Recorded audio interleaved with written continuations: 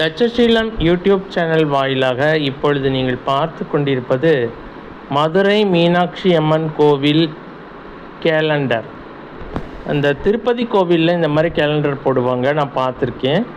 அது மாதிரி இப்போ மீனாட்சி அம்மன் கோவிலில் ஒவ்வொரு உற்சவம், ஒவ்வொரு அலங்காரம் முடிந்த பின்பும் அதை அழகாக ஃபோட்டோ எடுத்து கேலண்டரில் போட்டிருக்காங்க.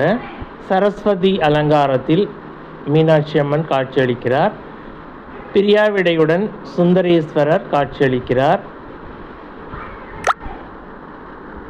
இப்படி பலவிதமான ரூபங்களை தத்ரூபமாக ரொம்ப அழகாக துல்லியமான புகைப்படங்கள் இடம்பெற்றிருக்கின்றன. இது அன்னை குண்டோதரனுக்கு உணவு அளிக்கும் காட்சி.